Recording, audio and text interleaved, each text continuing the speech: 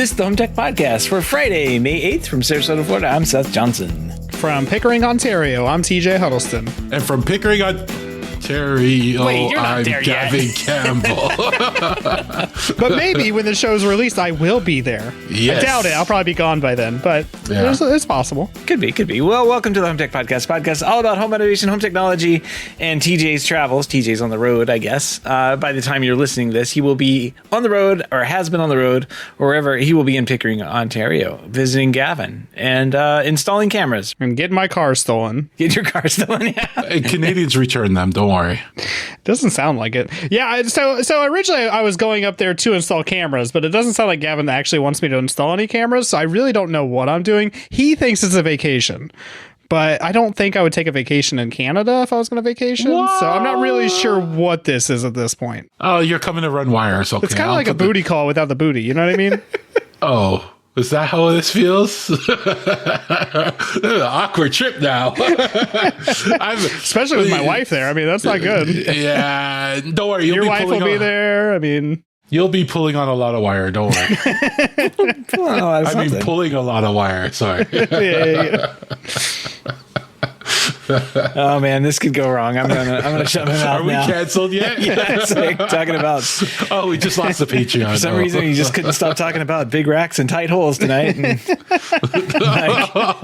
I'm not gonna put that in the show, but you are.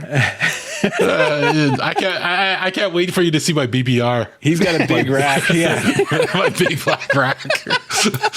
It's a cis rack. Are we canceled yet? Oh man! All right, I'll stop.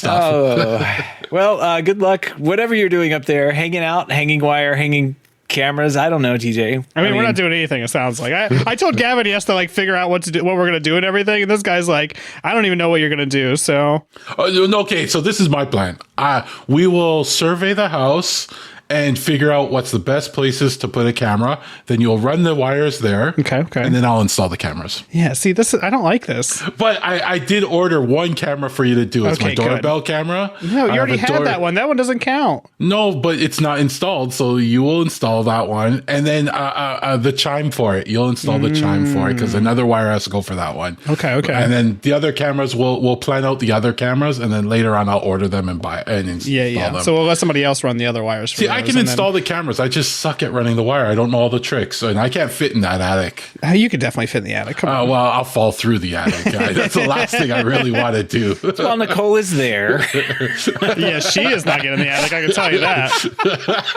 She won't do the attic crawl. And I have definitely stepped through an attic before. Yours might be the second one. Oh no! Yeah, you didn't really think this one through, did you? I know some drywall people. Okay, good. Yeah. Keep them in mind. I've seen now TJ cut some walls. Yeah. They'll match the other bullet holes I have in my walls. Well, when you guys get back, TJ, we got to figure out how we're going to spend our $250 million settlement from the company Apple, who is going to resolve this class action lawsuit that has where they were overhyping Siri. What were they hyping up? Because I mean, they were just saying Siri is going to be smart because of AI. Like what? Yeah. I remember they were like, hey, on these new iPhone 16s, we're going to have the Siri, and they did this little video that had all this cool stuff that. Apple Intelligence. Yeah, it doesn't exist today. It just they made Siri have little wavy lines. That's about all they did. It takes over the whole screen now, so it's like, ooh. Yeah, see, whenever anybody mentions Siri, I kind of just tune out at that point. So whenever they announced all these new features with Siri, I guess I just didn't listen to them. So that's probably my fault. Oh wow, you get $25 per device. Whoa, man. Up to $95. That's how does that make any sense? $25 per device, up to $95. So that way you can't claim 4 devices. Yeah, exactly. So we have at least one or I said we have at least, and of course Siri turns on and starts trying to. Okay, I think we have a few. I have an iPad and my wife has it. So yeah, I mean, I'll probably get $95, I guess. Maybe we'll both get $95. Well, if you want, claim it as different claims. So she could have one claim, you could have one. My daughter has an iPad. Yep. Exactly. Yeah, let's see. It should, if you're in the US, not Canada, you should watch for some email notices because, those are never fake within the next 45 days. And you'll click that link, of course, and go give this some information, and it'll probably send you $95, or it could probably take all the money out of your bank account. We don't know. So I love those class action lawsuits because I watch for them all the time, and whenever we get one that we're affected by, I sign up, like me, my mom, my sister, everybody I can find. I just sign them all up, and then like 3 years later, you get random checks for $20. You don't even know what it's for. But it's $20 more. But you feel made whole by that $20.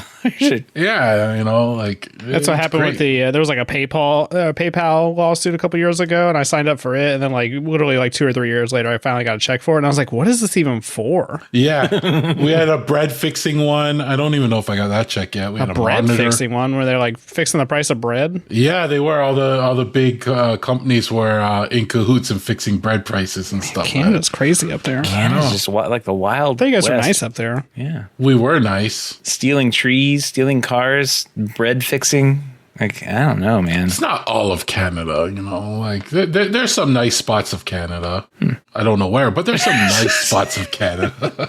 No, there's nice cities in Canada. Just like Pickering. Pickering's wedged between, is a nice city wedged between. Like Hamilton, right? Sure. I wouldn't really classify anywhere that you could possibly have your car stolen out of your driveway as nice, but I guess it depends on what the rest of the area looks like. That can happen anywhere. I don't know. Not that often, though. They won't want your car. Don't worry. Actually, near my hometown this week, somebody had like 100 baby cows stolen. So you can steal anything, no matter where you are, and that's in the middle of nowhere. Like where do you get rid of those? Like, is it not going to be suspicious? Like calves? Like, I don't know. There was some theories that they were taking them to Canada because they're like they had literally just. I'm not even kidding.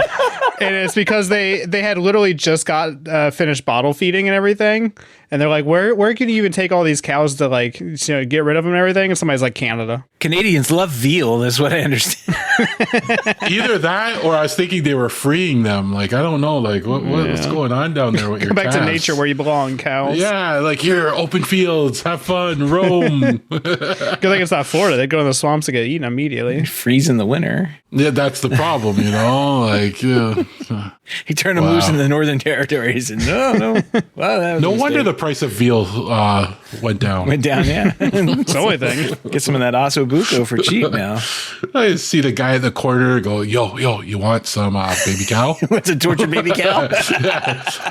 How many baby cows do you want? I got a whole bunch. Well, enjoy the trip up, TJ, to Canada, and think about how you're going to spend your up to $95 when you get back. Oh, man. We've got a bunch of HomeTech headlines, so what do you guys say we jump in? Let's do it. All right. ULTRALOQ. That's with a Q, not a C. The smart locks they've achieved Aliro certification, enabling digital keys to be stored on smartphone wallets for tap to unlock. This affects the Latch 3, Latch 5 Pro, Latch 7 Pro, both Pro, covering latch style and deadbolt designs. Aliro, it's the NFC standard that works with all sorts of phones and stuff. So this is a good thing. I think we all agree, like, this is a nice thing to have. Yeah, definitely. I mean, it's one of those things that, like, Apple HomeKey is pretty nice.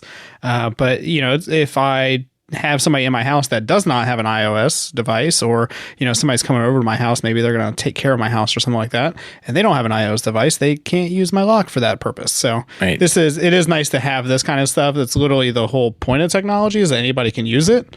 And we should be able to do that with our locks too. Yep. I like to see the lock companies jumping on this. I'd love to see more. I think Akara is also certified for this. There's right? a bunch. Yeah, Akara. I thought I saw Yale or somebody was doing it. Is Yale on it? I thought I saw they were announcing that they were going to or something. Good. So when they start getting in on it, it's going to be serious. Yeah. It's kind of one of those things that doesn't really matter, though, until they actually start releasing products, right? Because anybody could just be like, I'm going to make this product, and like they just never do it. That's true. It's kind of like what we saw with Matter, too. Everybody was like, I'm going to release this product, and it's going to be Matter compatible in 5 years with an update, and then it never happens. So it's good to start seeing these companies actually, get the certification and everything, but We need to actually see the locks and have them working and everything. This is kind of like a Seth project, where they start off with a great idea and, never complete it. It's complete enough, I guess. Homebridge 2.0 is here. Speaking of projects, this is Homebridge is an open source Node.js server thing that you can run, and it basically will bridge non-HomeKit devices into Apple Home so you can use them on the interface. I use it for all of my Control 4 lights, and I bring those in, and I'm able to control the Control 4 lights through my HomeKit setup, which is great. But now Homebridge 2.0, it's getting Matter, guys. It's going to get Matter support. Nice. Yeah, that means that devices connected through Homebridge could potentially just show up not only like at Apple Home, but anywhere. Google Home, Amazon, Samsung Smart Things, even in Home Assistant through the Matter integration. So that's pretty cool. I like it. No, it's a good progression here. I used to use Homebridge many years ago to expose devices to HomeKit, but now that's pretty much built into Home Assistant. So yeah. I added device Home Assistant exposes to HomeKit, so I didn't have a need for Homebridge anymore. But I think Homebridge, they allow the exposure of non-HomeKit secure video cameras into HomeKit secure video cameras, right? Like into that ecosystem. I think so, yeah. So that would be still a good use for it. I don't think I can do that through Home Assistant directly. And then adding Matter, is a nice little add-on for it, especially if you don't run a whole, I guess a Home Assistant instance at home. This would be a nice thing to have in your tools. Yep. So it's not just for Apple Home anymore. It's for many other things. I like the software. I updated it recently because the driver I was using for the Control 4, it was like ancient. There's been a couple of like newer drivers out there that integrate with Control 4 that work a little bit better, have more integrations and that kind of thing. So I decided to update to that on the Control 4 side of things, just to pump those devices in a different way. And they've made some significant advancements over like how that works between Control 4 and Homebridge. So it wasn't that bad of a setup, but Homebridge just keeps, the interface used to be pretty awful. It's not the best still, but like it's gotten a lot better. Like it used to be really tough to use and get everything set up, but HomeKit or the Apple Home app is still just as awful as day one. Like I don't know what they think they've improved in that over time. Have they even done anything to it? I doubt it. They've removed support for like different hubs and stuff, but I don't think they've done anything with the actual platform. Hey, with the new leader there, I think we're going to see some updates to their smart home. I hope so, because like yeah, right. If you like, you can go into Homebridge and set things up in rooms and that kind of thing. Does it go over to Home? No, it doesn't go to Apple Home. Like Apple Home doesn't. You just get a bunch of devices that get dumped in. Like if I have, let's just say I have 30 Control 4 lights, like all those devices just get dumped in as devices in the same room on the Apple Home thing, and you have to go around and move them and organize them one at a time. That's the same with all ecosystems. So annoying. Well, that's stupid. Like, I'm sorry. They need to update that. That's just dumb. Because even with my Amazon, I expose stuff and it just shows up as devices. It doesn't get sorted. Then every now and then when I tell it, because the naming convention I use, it kind of, if it's not in a room, it kind of knows, hey, is this supposed to be in this room? It will ask me. And I say, yeah, and it will put it in. But it doesn't do it for all the devices. Yes. Siri, see, we just talked about Siri. She can't do that. Just not, it doesn't work that way. So yeah, Siri needs some AI. Yeah. Please, Google, you're our only hope. Oh no! Google will talk and talk and talk. They'll just never release the product. Like, oh yeah. Speaking of which, Google's Gemini powered home speaker. Like, where's that? They announced a new Gemini focused Google Home speaker back in October. Still hasn't launched in Canada or the US. Speakers described as having a new design with a light ring for visual feedback, Gemini interactions plus 360-degree audio. Nowhere to be seen. As of today, May 4th or May 5th, whatever you want to call it, no release yet. So still offers a notify me option on their store if you want to get notified when it does get released. And wasn't that speaker seen in like a Google promo video somewhere too, like last year? And people are so excited for this. But this is why I don't invest in the Google stuff. I just don't, because the speaker will come out in January and be canceled by September. Yeah. There's Google I/O is, I guess, going to be later this month. So, it's midsummer, so we should start getting Google I/O announcements. What was the Apple WWDC is coming up soon? Yes. So we'll That's get in June, right? Yeah, June. So we'll get all that stuff kind of falling into place as we move through the summer. It is hard to believe, but we are in May. Oh, yeah, I just realized that. I'm going to blink and then CES is back. All right, well, we've got a bunch of new products here, and we're going to kick it off with an amazing new product from Ubiquiti. Is it a Dream Machine Beast? Well, sure, it's a Dream Machine Beast, but that's not the coolest thing they've released this week. No, Ubiquiti now has speaker wire. That's right. You can buy speaker wire from Ubiquiti.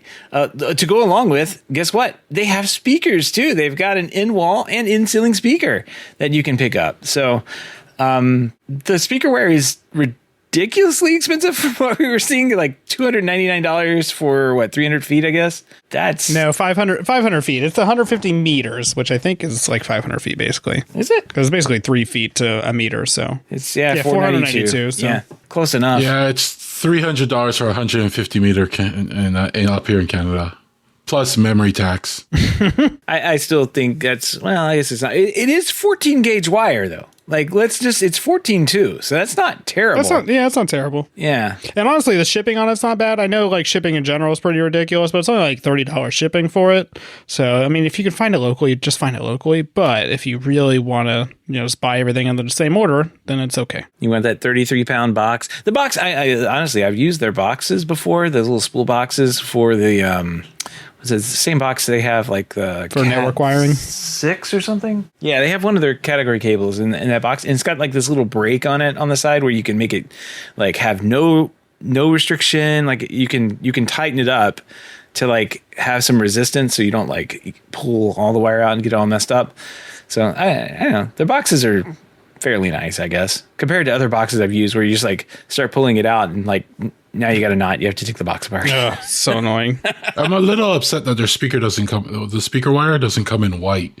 I mean, you're not going to see it, but I want to know there's white wire, Ubiquiti wire in my walls. It just matches their networking equipment. Yeah. Honestly, the black makes the most sense, though, because a lot of places are open ceiling now. Yeah. And so they want black. So, I mean, that's all right. Yeah. In-wall speaker, $179. In-ceiling speaker, $149. Not terribly priced. No, not terribly priced. I mean, I would still go with like a, name brand for audio like Sonance or Ubiquiti. Anything else at that point, but it's I'm just trying to see if I wonder if the grill, I'm guessing that the grill is kind of like a magnetic grill. It's got to be, right? Yeah, it looks like it is. It doesn't have huge bezels or anything. Mm-hmm. So, and it's compatible with the speaker wire. They've confirmed it on their website. Okay. Love the compatibility on there. Yeah. Is it compatible with the Apple microfiber cloth though? Oh no, it's not listed. To be a commercial, they're missing the tile bridges. You really you have to have a tile bridge. I don't know why they don't have that for commercial, but whatever. Oh, that is kind of weird. Yeah. You can't put these speakers. If you're the integrator and you're listening and you haven't done any commercial work, you need a tile bridge anytime you put a speaker into a tiny little tile because. Well, I would say you need one. It may go in there. In Florida, we have this thing called humidity, and that will like cause it to sag over time, and it will fall out eventually. So, spoken like somebody who's never used wood shims underneath their speaker feet. Wood shims are one thing. I've actually just gone and gotten plywood and cut plywood and put it up because it's Anyway, it's weird they don't have that. Let's move on here. Speaker wire, speakers, covered all that. Oh yeah. I forgot. Dream Machine Beast. They've got a new Dream Machine. And it's designed not for it's a beast. It's not designed for anything in my house. Let's just put it that way. This thing's crazy though. What is it? The 5 or 25. This is designed for data centers. I'm not going to get this. It has an ARM Neoverse into compute. I don't even know what that is. Yeah, whatever that means. Yeah. It's got VERP for shadow mode. Sure. Yeah. There you go. It's got a firewall. I can make up words too. VPN. It's designed to be the last gateway you need. You know what? I believe you. This thing's kind of silly. Like I totally get it because the 25 gig ports make sense. It's got 2 25 gig SFP ports. It's got two 10 gig SFP ports. Those make sense to me. It's got 10 2.5 gigabit ports. Oh, no, sorry, 10 gigabit Ethernet ports, which is very weird to me. It's like $1,500 for a cloud gateway, but your Ethernet ports, and it's not PoE either. So you can't even just use this as like an all-in-one box for like, an install or something like that. You'd have to get a PoE switch, which is the proper way. You should definitely get a PoE switch. But $1,500 for this thing, I think, is a little crazy. This is designed to kind of live at the edge there, and those courtesy ports, those 8 courtesy ports, are just to go over to like other switches, right? Like that's but that's why you have FSP or SFP. But you may not have that switch, I guess. in all cases, I don't disagree, but I don't know. I feel like those are just courtesy ports, and this is just kind of like just supposed to live right there at the edge, not.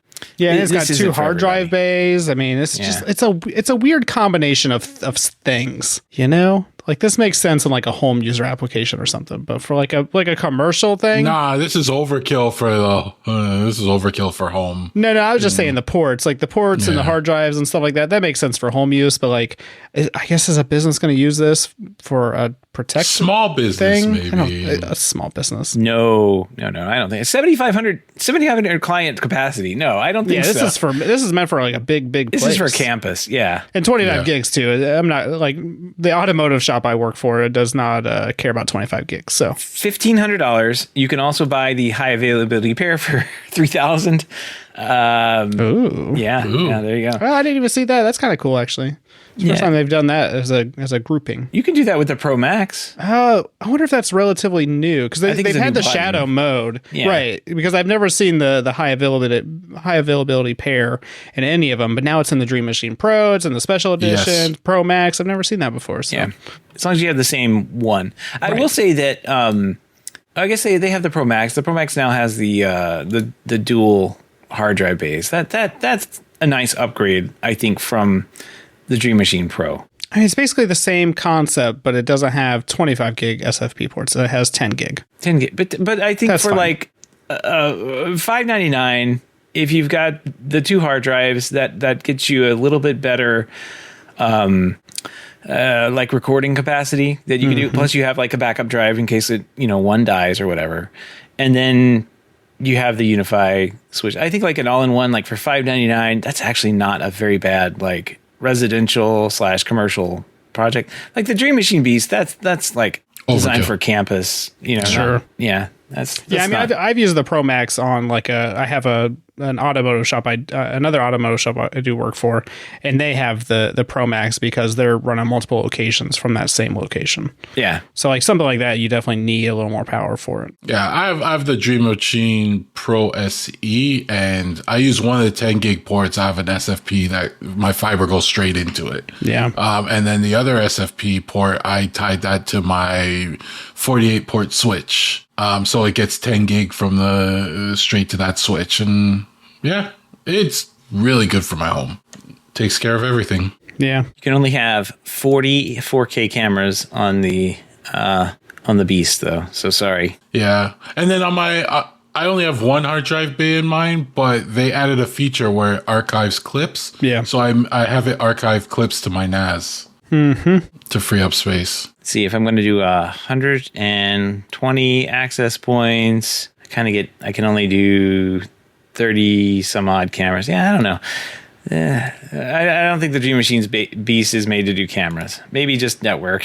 Yeah, that's kind of why it's weird. It has the 2 hard drives slots on there. They could have knocked a couple $100 off and just made it, a little cheaper and not put the hard drives in there. You could do a lot of phones with it. Let's see, I'm up to 90 phones. So you could do 90 phones. You could do some access. Oh, access puts you way over. Jeez, what the heck? Let's see. All right, so I got 69 doors, 81 phones, and 120 access points.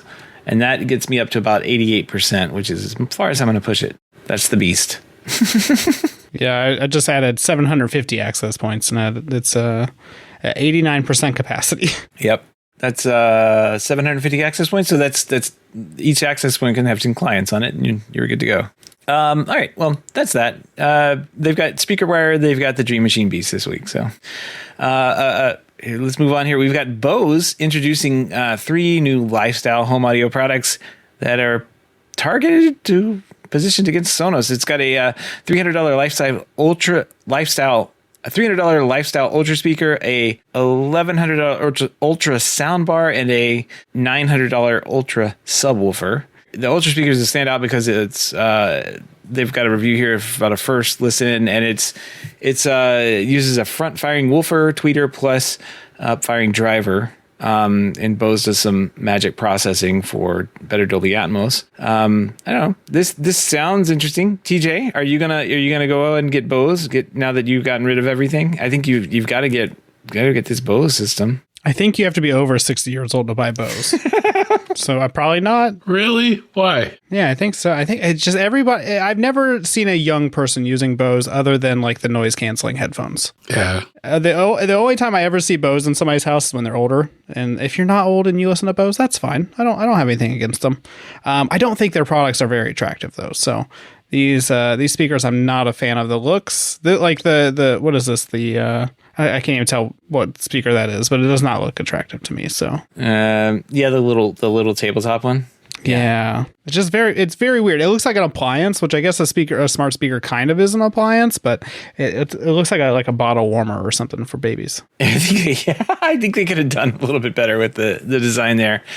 It doesn't look too far off of a Sonos speaker, but distinct enough, I guess, in its place. The soundbar looks very similar to Sonos. It just has like a cloth wrapped portion of it, and then it has a plastic piece on top. Yeah, the soundbar doesn't look awful. I don't know how I feel about like the glossy piano finish though, because I feel like that's just a fingerprint magnet. Yeah, come on. Yeah. Speaking of, is that a volume control on top of that thing? I think it's a volume control. It's a cup holder. Oh, just like the CD tray on my Mac Mini. I think it's like their controls. Like that's the control section where you have that little like divot there. Yeah, I do like when speakers have physical controls because I want to be able to just. Some of my speakers are not accessible. Like I have to get on a step stool or something like that. But a lot of my speakers I can just walk around and I can adjust the volume without pulling out my phone. So I think all smart speakers should have physical controls on them. But when it comes to an ecosystem, though, Bose is probably one of the closer ones to having everything that lines up, right? Like they have the home entertainment system set up. You could create 7.1.4. They have those little speakers where you can throw them in rooms. They rely heavily though on AirPlay and Google Cast, and I think they also do what's the other one? Spotify Connect. Oh yeah. Right, so it all works over Wi-Fi, so you don't have to fight with any Sonos Net or anything like that. And AirPlay, I'm hoping it's AirPlay 2 that they put in here because that keeps everything in sync too. So they have the ecosystem where you could technically replace your Sonos with this if you don't rely on any of the other Sonos stuff. Yeah, it has multi-room audio with AirPlay or Google Cast. So wasn't Bose one of the companies that like releases a new ecosystem every like once in a while though? Like they'll come out with some wireless speakers, and then like 5 years later, they come out with a different like app to control them and stuff like that. Well, I think they did something recently like that. Recently, where we covered it, they open sourced the control protocol of it. It wasn't really open. Like they said what the API was, public rights, which is nice. So yeah. But if they're doing everything through AirPlay and Google Cast, I mean, should keep working. Yeah. Yeah. Unless Apple updates AirPlay 3 and stuff like that. Yeah, but I mean, AirPlay 2 and AirPlay 1 devices, they're still backwards compatible. So, yeah. Kinda, but then they had some finicky things. I don't know if it was with grouping or keeping things in sync. That was the Apple AirPlay 2. Well, if you're mad at Sonos and you're over the age of 60, according to GA, you have options. So.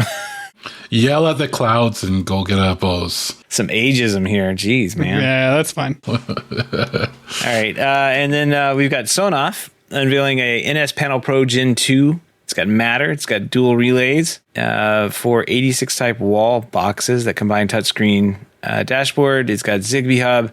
I think this sounds like it's going to be, what's an 86 wall box? I think it's some European things. I've never heard that. Sites, yeah. Which is mostly where I see these kind of screens at. I really don't see little these square one. Yeah. They have a US version as well too, coming out. So it's really cool because it offers a lot in this little thing. Yeah, it's like a all-in-one panel thing that yeah, it's got sensors and whatnot in it, but like sensors and relays. But yeah, it's like it's got a Zigbee 3.0 hub inside of it. Like you can do a lot with this thing. It's kind of interesting, too, because it has support for F-Droid, which if you're in the Android ecosystem is an open-source app store, which I have used in a previous life. So that's kind of cool. You can download apps on it. You can download apps on your light switch. It's got RTSP compatibility for cameras.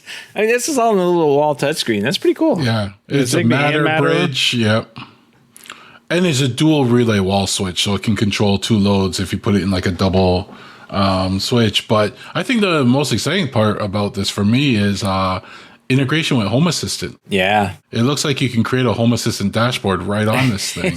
It looks like a very tiny Home Assistant dashboard can be created. Well, you wouldn't create a full dashboard. You'd create like just a dashboard for this specific device in this room, and it would just display what you want to control in this room. You could probably make it swipe, and you could control the thermostat and stuff too, but it's a cool looking device. I was actually thinking of ordering one because I think they're on pre-order. They are, but it's too late. They are sold out. $120 or $130 would be the price was $116.90. They were 10% off or whatever. That's pretty cheap. Yeah, for all of this, I think it's a great price. I can still add it to cart.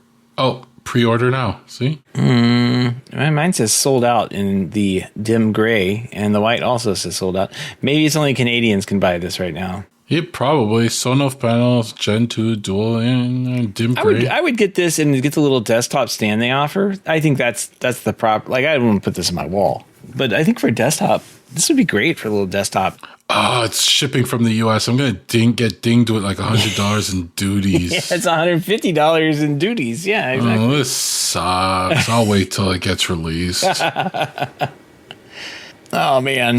Yeah, that 86 wall box is definitely the European, like, round wall box thing. So I don't know how we would fit that in here. Maybe there's an adapter or something. Well, the desk enclosure looks like it's a standard, like, wall box, right? Well, no. It's still a little square piece. The desk enclosure? It's just a stand with a little hole cut out for the little back part. Yeah, but that hole looks like a standard wall box. I guess maybe close to the same size. Yeah. I don't know. We'll wait till it's released. Yeah, wait till it's released. Typically, these don't match up quite as well. So yeah, because they have different models, right? So they have the NS Panel US, which is a little more vertical, and then the NS Panel EU is like more of a square. Yeah. Right. And then they have the NS Panel Pro, which is like a triangle, a rectangle. It's like rectangular. It's pretty big. Yeah. So that's I guess for the US market to fit in a single box. Looks like it. Looks like it could work. Yep. Everything's in metric, so I can't tell. All right. Well, check those out. $120. I mean, really not a bad price for everything you get. If you can get it, because its pre-orders sold out. So they'll come back in stock, I'm sure. And the creative Roomba is back. You thought they were out of business? You thought they were gone? Not for a good reason, I can tell you that. They're back now with a furry robot dog-like companion they're calling Familiar. It's built for emotional connection rather than chores, though. The first unit is a quadruped. Yes, quadruped with expressive face and 23 degrees of freedom for head, eye, ear, eyebrow, and tail movements. It walks around your home autonomously at a slow pace. It can grip onto objects or climb chairs. That's great. Really smart, guys. Why would you do this? The robot uses an on-device generative AI system aimed at social reasoning, combining vision, audio, language, and memory. Great. So it's got an LLM built into this thing. And it's powered by NVIDIA's Jetson Orin. It doesn't require internet connection and is designed not to stream audio and video to the cloud, though it does use cameras and microphones within the home.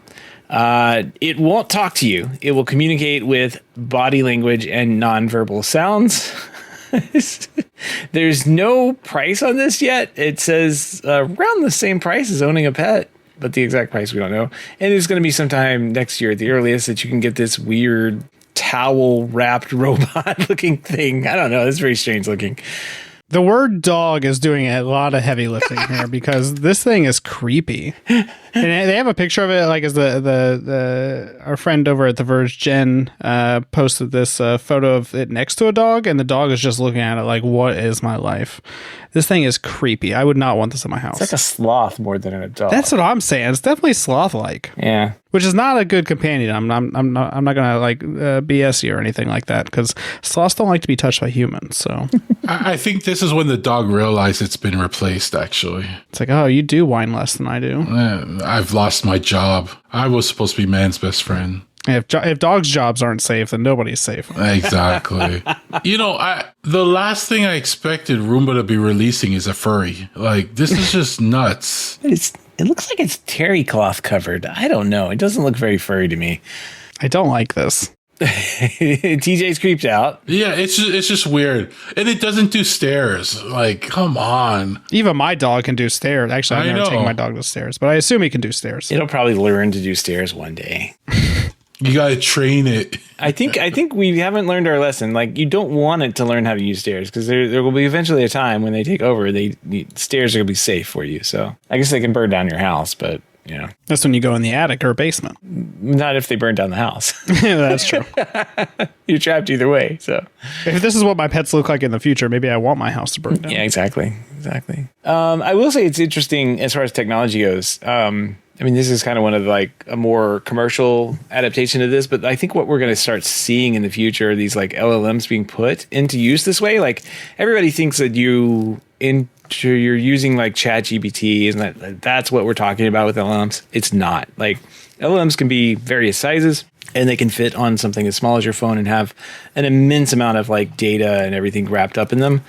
And on something is like the NVIDIA Orem is no joke. This is a pretty decent computer for this, but like it's small. And as these things start getting smaller and smaller and smaller, I mean, I've seen like even a Raspberry Pi, like there's a little tiny like add-on GPU thing you can buy that is about not even the size of like an SD card. It's that big. And that's the GPU. You strap it on, it's got a little fan on the thing.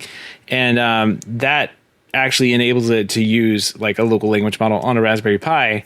I mean, you just think about how like this stuff gets miniaturized over time, and then the things that you could do, like these little things can end up inside of like toys and things like this in the not too distant future. It's only going to get cheaper to do this because once you have the model made, you don't have to make it on the device, and the device is going to get cheaper.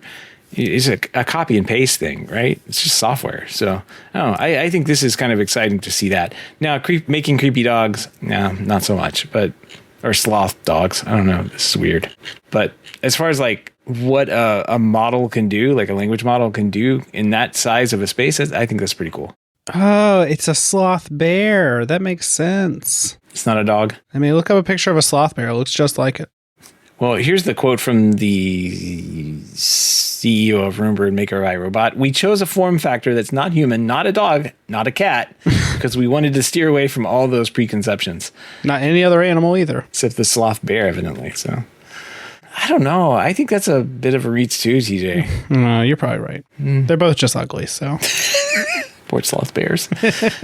Oh, poor sloth bears. We'll put a link to this in the show note. This is weird. I do think the technology being miniaturized like this is pretty cool though. And like you can use this no internet connection needed, right? It can be completely off grid on a local computer and have access to these large models. It's pretty cool.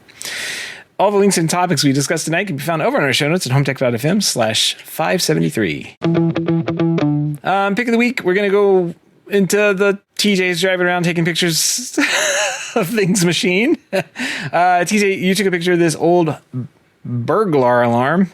I cannot say that word very well. Burglar alarm. If you're getting burgled, this alarm would go off. And it looks like a serious alarm, though. Is this like on a bank or something? What is this? I think so. It's not a bank right now, but it definitely looks like an old bank building. Yeah, long before my time. DB McClintock Company. and Minneapolis, Minnesota. It's like that sticker survived. Interesting. Oh, that's a new sticker. You think the sticker's new? Yeah, that's a new stickler. Maybe it's just one of those fancy boxes they put over like a bell or something. They're like, well, we can't replace this bell. Yeah, that sticker is not from like the 1800s. The box probably is. I like how this building, like this building's like made out of some type. What is this, like marble, it's like or marble something? or something. Yeah, nice. and then they got this rusty box up there, and they're like, yeah, we're not going to replace that box. We're just going to slap a new sticker on it and call it a day.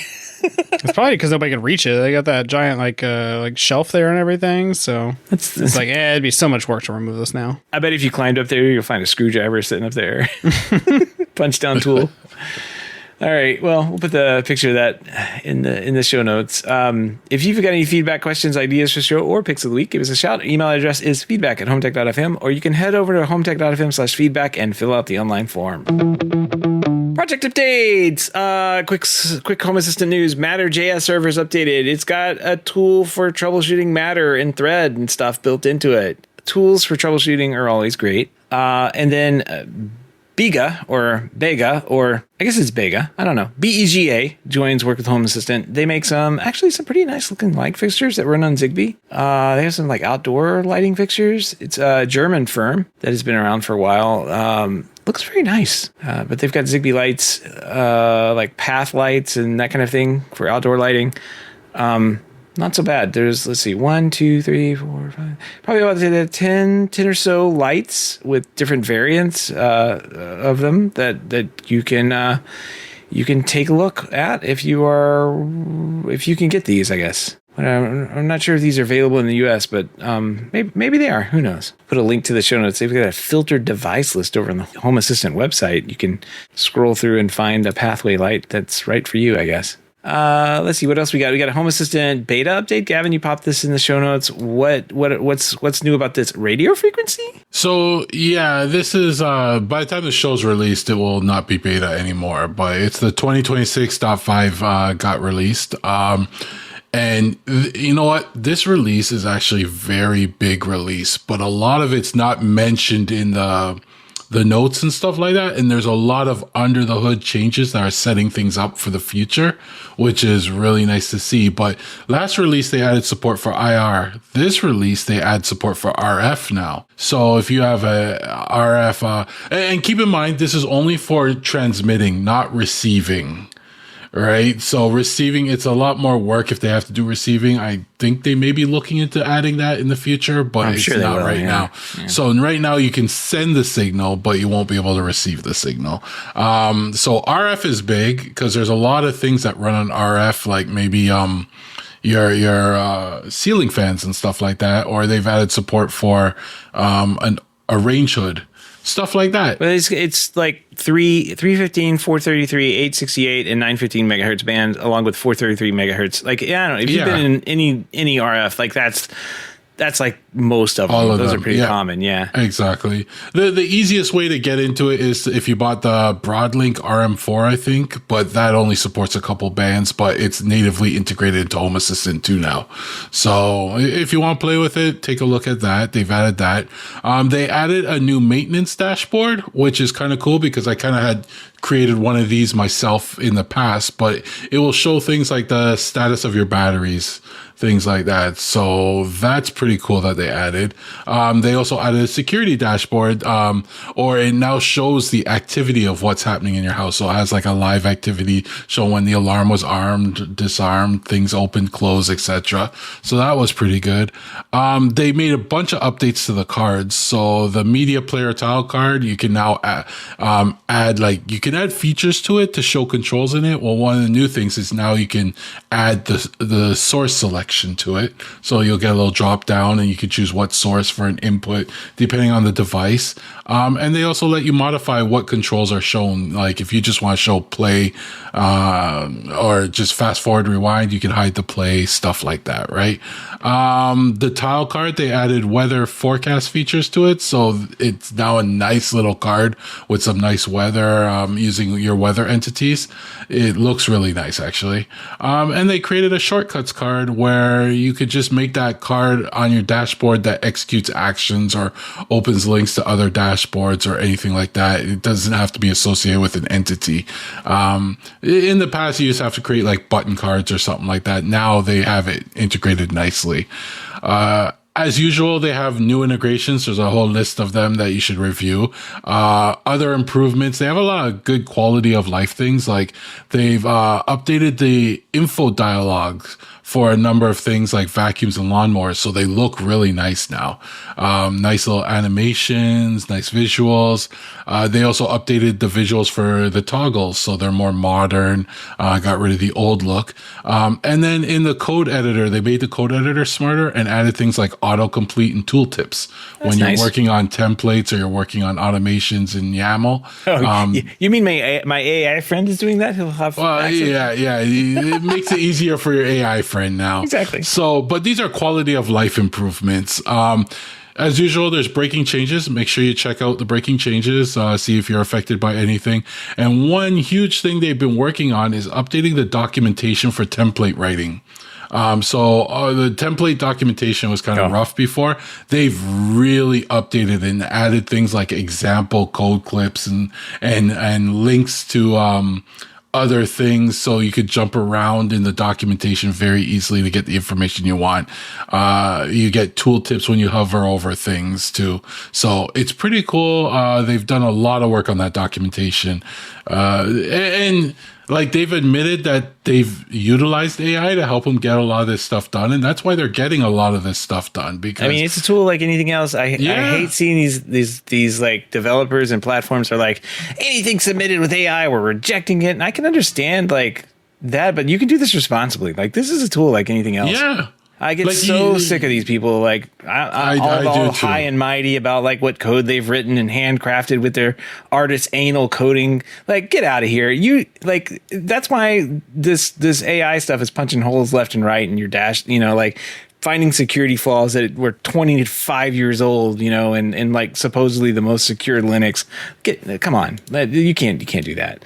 I totally agree, and I mean you can spend the 6 months rewriting all the documentation for this stuff if you want, and it still probably wouldn't be as nice as what the AI is kicking out here. So nope. AI is a tool, and it's allowing them to do things a lot faster, a lot better. They're not like sitting there making it rewrite like all their code for them. But like who wants to rewrite the documentation on a website just to make it look nicer or more concise or whatever? Mm-hmm. Get the AI to do it in 10 minutes instead of have somebody waste 6 months on it. I'm gonna add on to our little like call outs of improvements here that I think integrators should start taking notice of this platform now. There are a couple of things that are falling in here. PJ-Link. If you know anything about controlling projectors, PJ-Link is kind of like a standard protocol. That's now in here. It's not really anything that you need to set up in the UI. Like it's just a protocol for that. They've got it basically put in there. They're laying the groundwork for a lot of things. ESP Home now supports RS-232 like bridge devices. So. And there's a Denon RS-232 driver built into this, like a native Denon RS-232 two-way driver, so that you can control Denon receivers. You could do it now over ESP Home over like an IP connection. Like this is really they're making some moves here, Gavin. This is going to be an AV control platform. Like I don't even truly understand the serial ports over the network with ESP Home, but from what I saw, it's going to open up a lot of possibilities. It's massive for like the professional space, for example. Yeah. With the RS-232 integration, right? That's pretty cool. Most good TVs will have RS-232 on them, that you can control, like Sony's, I think LG's do. Samsung's, I want to say they do, or maybe it's LG. I don't know. One of them have like a little thing you can plug into. Allegedly, it'll work, but most of them do have an RS-232 port still that you can get in there, and you can actually send actual control protocol to make sure they turn on, and you can check, are you on or off? And it'll tell you, yes, I'm on or off, without a stupid network being in the way that goes down and causes problems.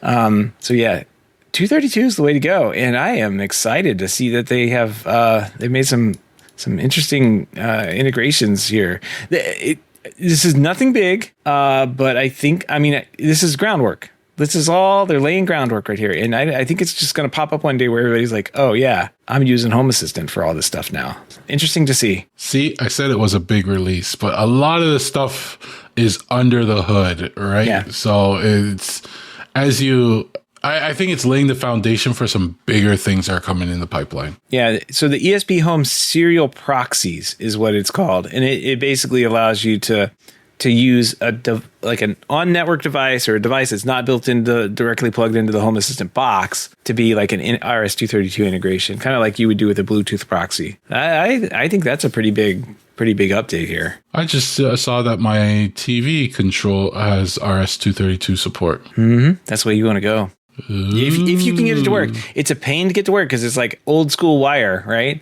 But it wires directly into the chip, right? So like it's going directly into the controls chip. If you can get it working, usually it's just by swapping two wires. Like if you get the wire hooked up wrong, I got to swap two wires that transmit and receive. You've got them backwards. You hook that up, and boom, you're good to go forever. You will not break. Nice. You cannot break it. So. Let's see. TJ, you got any projects? I think you're getting ready to leave, so you probably don't have any projects. Yeah, no projects. I did order my new door. So I ordered a door for our kitchen. Should be in next week. But no technology projects going on this week. Well, I'll mention I did some work after the show last week on the little remote thing, which is back over in the charger over there. And it's cute. It works. I've got now that there's more interesting AV stuff being done on Home Assistant. I'm kind of glad I got this remote because it might become pretty popular. So I'm going to see if there's slowly see if there's anything else I want to do with it, especially around in the garage room here. That might be a good place to do it. And I've had this like M1 sitting on my desk, the Apollo Automation M1. I bought this thing when it came out. It's, I don't know, what, a $60, $65 64 by 64 LED panel thing that you can get. And you can buy more and stack them together. And it's been sitting on my desk. All it really had on it was some really funny images they put on them before they shipped them out for me to look at. But I haven't found a use for it. Well, I was sitting here and I'm like, hear an airplane or helicopter flying over the other day. I'm like, I wonder what that is. And you know what? I have an ADSB like radio thing set up at the house. I use it to get like the free Flight Radar 24 subscription, business subscription, so I can see like all the airplanes. Anytime you're traveling, it's kind of nice to see. You can see where your airplane is like real time. And I decided to make a little like flight tracker thing out of the M1. So what it does is I made it into a Docker. I think I'm going to put it in Home Assistant. So it's a Docker. It pulls this thing like pretty much real time. And it'll pull the computer running the ADSB signal on it, get the live data. It'll enrich some of that data if it needs to. And I drew out some like little logos for Southwest and the bigger airlines when they pop up. And when there's a plane flying over, I will get a little like logo. If it's a logoed plane, I'll see where it's going from. I'll see the tail number. I'll see like the heading, the direction, speed, height, I guess. all that stuff. That'll just kind of like flow through. I would show it to you now, but it's a little late, so there's not many planes flying over. It just turned off. But there is a plane doing like touch and goes at the airport right now, and if it pops up, I'll show you. But I posted a couple pictures in our channel there, and I'll put one on the show here to show what it looks like. It's a basic thing. I'm trying to make it into a Home Assistant plugin that runs in a Docker. I guess that would be hacks that you can install that with, and if you've got an ADSB receiver, it will look at that and pull it for changes and spit the information on the screen. So. Yeah, fun project. Yeah, it's pretty cool. I saw seeing the screen and the background we had it on. Yeah, there are no planes flying over right now. Of course. I set a distance to 10 kilometers, right? Which basically encompasses like if they're landing on either side of the airport, but pretty much will show. Actually, there's a plane turning around right now, so we'll see a Delta flight land here in a second. It doesn't pick up like everything on the map. But there is the sheriff's office that likes to fly over with their chopper, I guess, and do circles and make a lot of noise. And so I made them. I grabbed their tail number off their chopper there, and I made a little special like sheriff star thing. So when it's going over, that's the logo that pops up. And sometimes it can be, I actually, like most of the time, that's the one that's on there. It's just flying around all the time. So, do you have like news choppers that you can follow and stuff like that? Yeah, I if I catch them, I could. I've seen them. Like the Tampa market has one or two of those, and if like there's a big story going on down here, you'll see those kind of fly in for those. Oh, here we are. So we got. I unplugged it. I saw the Delta flight Delta number on it. Yeah. What happened there? You unplugged it. Yeah. Here it is. Let's see if I can get it. No, I can't make it work. Maybe it's the cable. No, there it is. It's the cable. Yeah. When you twisted it, it turned back on. It's the cable. Something's loose on the cable. Yeah. I know. You broke it. It's been working. I've been like sitting here staring at flights fly by the entire time we've had the show. And of course, now it stops working. So I'm going to change the cable out. Anyway, it's been a fun little project. And if I can get it to a point where I'm like comfortable, like it started with like me just kind of like tinkering with it to see if I could get something on this screen.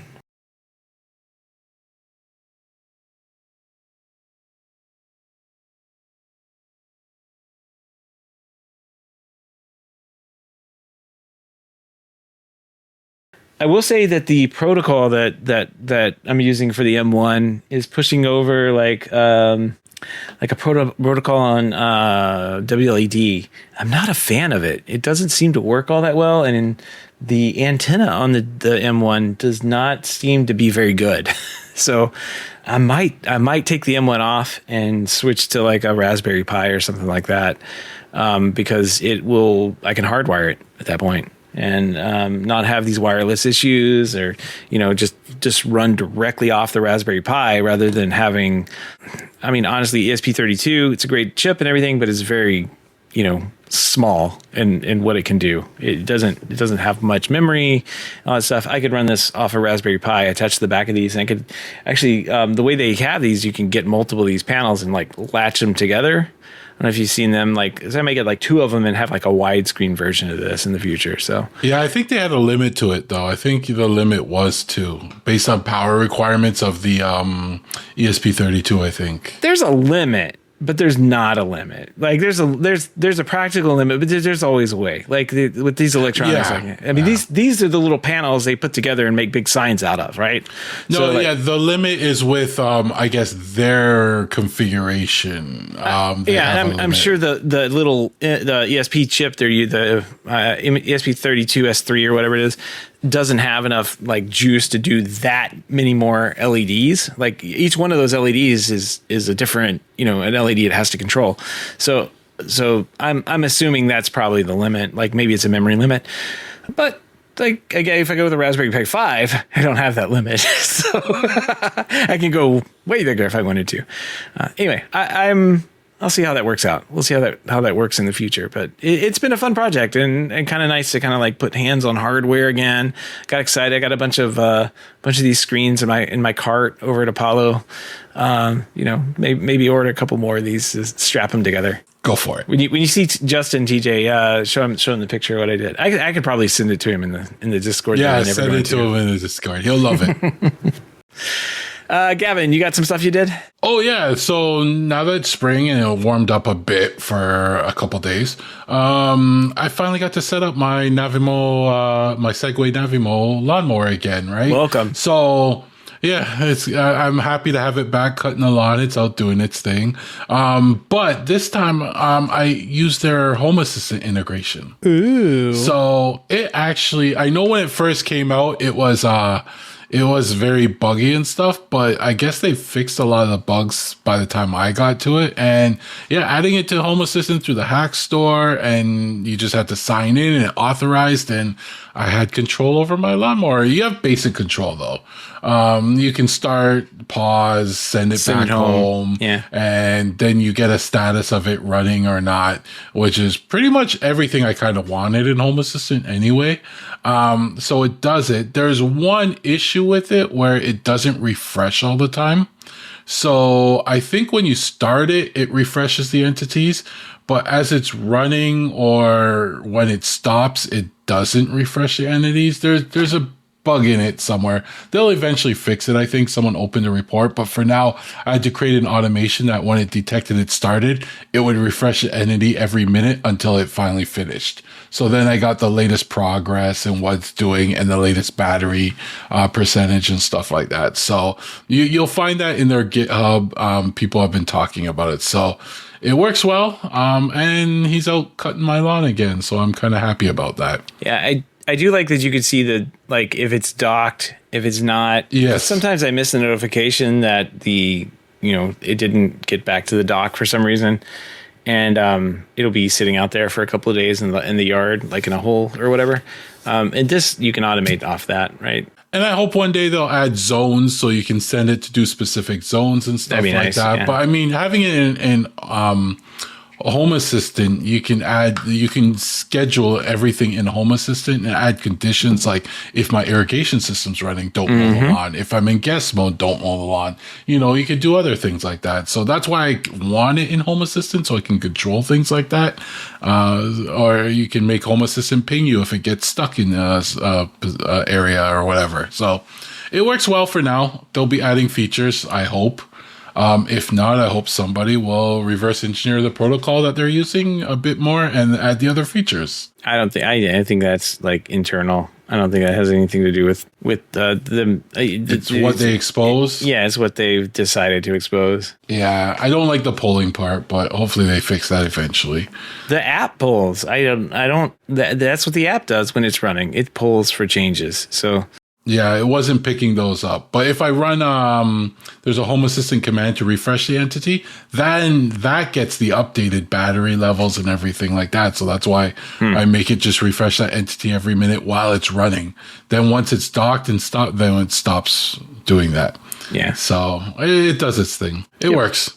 The other thing that happened this week is Unraid released. If you're an Unraid user, they released a 7.25 upgrade. Now, I advise everybody to keep their Unraid up to date. And the main reason why, especially with connectivity, internet, and stuff like that, there's some serious security issues been found, not in Unraid itself, but in the Linux distributions and stuff that have been fixed.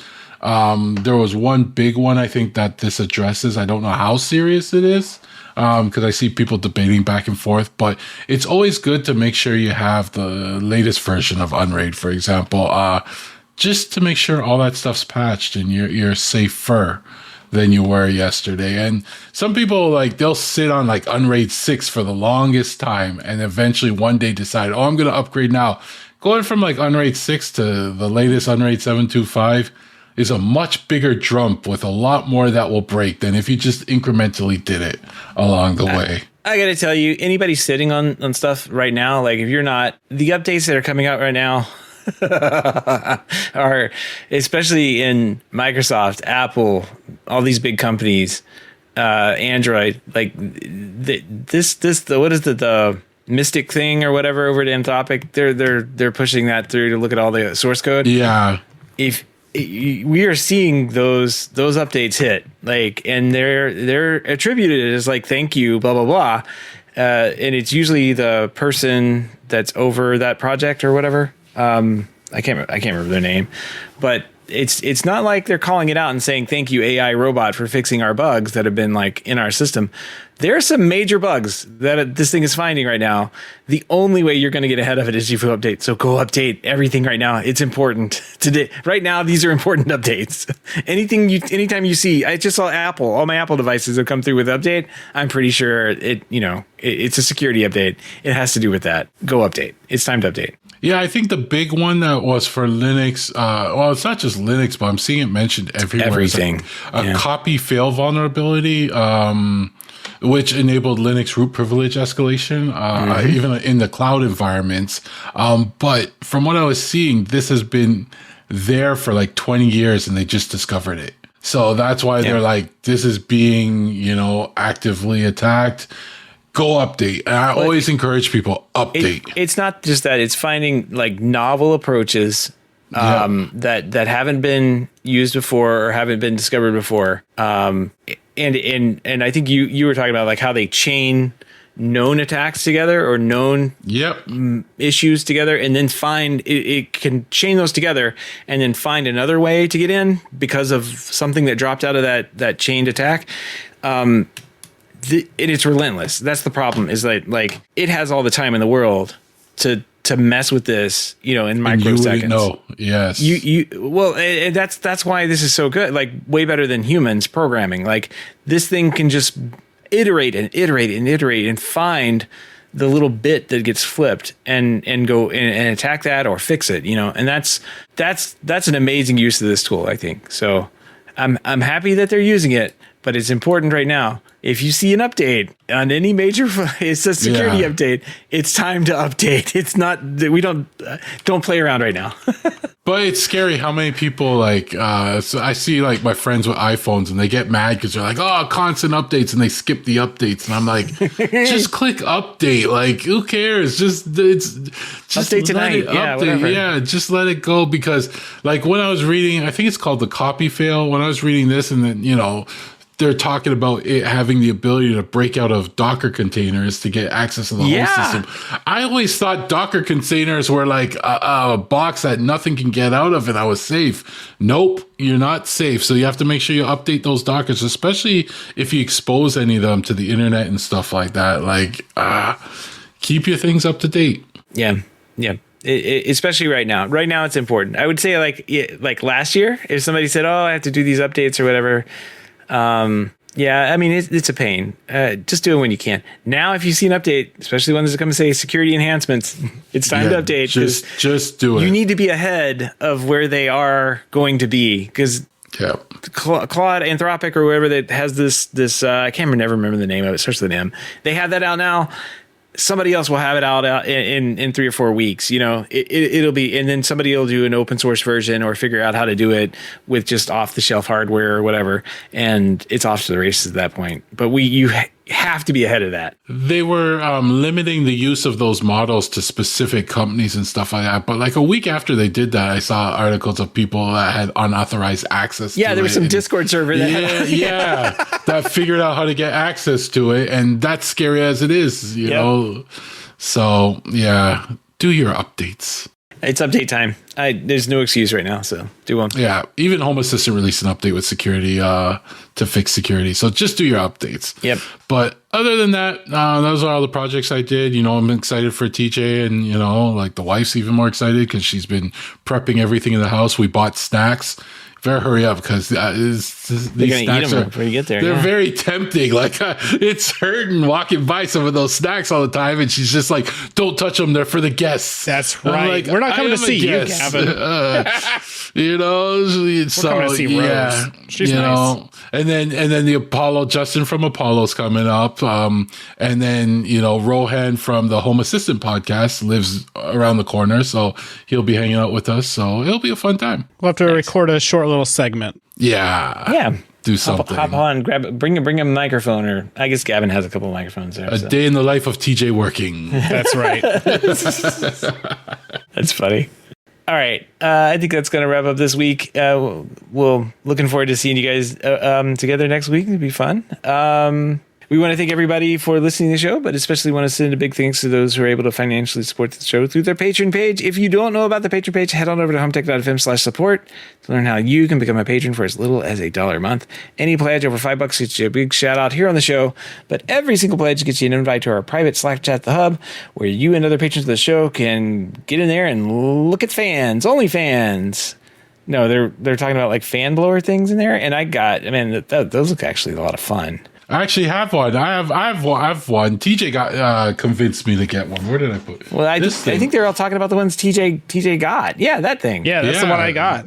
No, not that one. Not the one Gavin has, but I got it after somebody complained because I left dust somewhere, and I was like, I couldn't have it's very strong. It blows all the dust off of my desk. Like, I like using it on the keyboard. Yeah, it's good for random stuff like that. Yeah. Well, I have a cat too, so I'm like, the water bottle. Blow the cat. It's getting used to, yeah. So I'm thinking that might be coming in handy. It's a lot smaller than a water bottle. You won't see it coming, but yeah, 200 miles an hour. They were saying that it blows wind. That's pretty crazy. So I might grab one of those. If you're in the hub, you'll see the discussion we have on our OnlyFans discussion there. So that was pretty cool. Any pledge over $5 gets you a big shout out here on the show, but every pledge gets you an invite. Oh, I already did that. Let's see. But if you can't support the show financially, we just appreciate a 5-star review, a positive rating in the podcast app of your choice. That's going to wrap up the week here on HomeTech. Everybody, have a great weekend, and we will see you next week. Till next time. Take care.